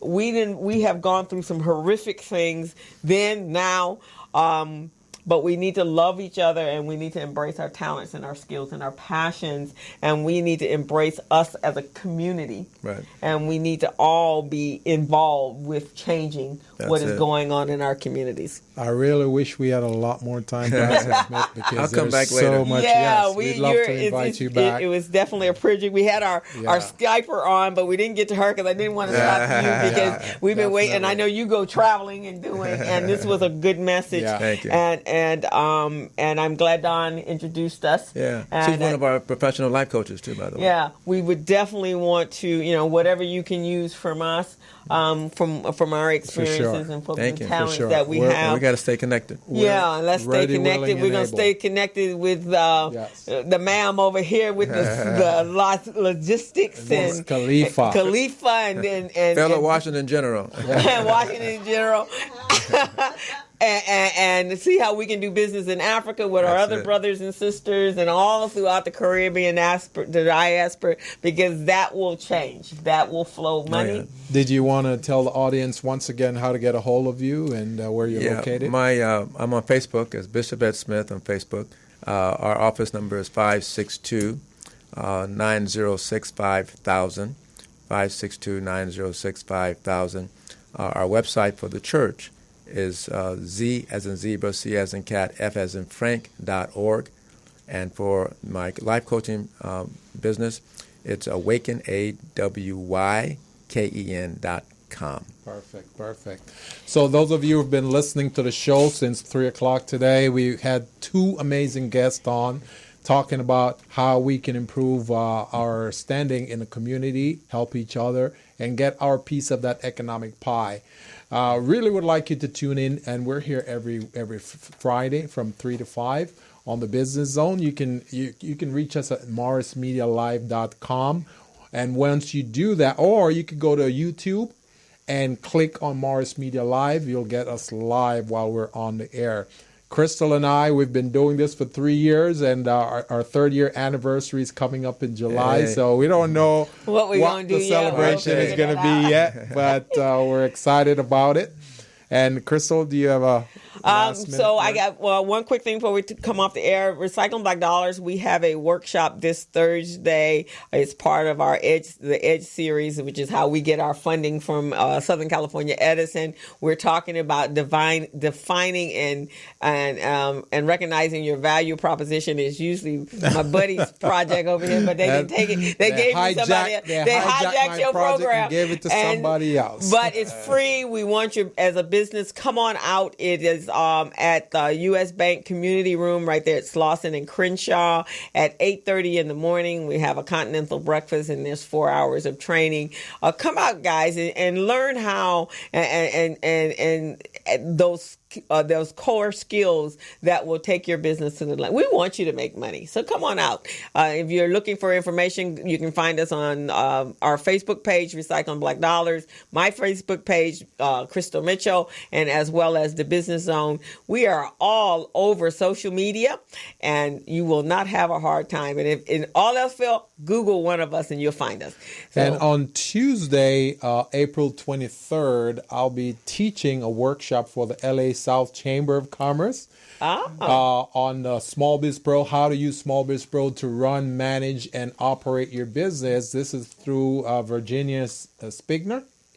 So we're very excited about it. We really would like all of you to come out. The workshop is free. So, I mean, you don't get the type of knowledge that I teach for free anymore, and we're doing it for free this time. So come on down, learn how to better manage your business, what documents are needed to run your business, and how you can obtain contract with the city, county, and state.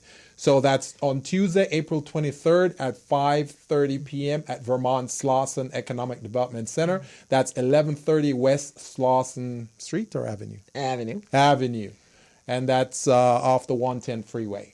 And that's what we've got for today. That's it. So we'll see you guys next Friday at 3 o'clock, live at morrismedialive.com and also live on the Business Zone's Facebook page and my Facebook page. Eventually, we're going to get your Facebook page. Real soon.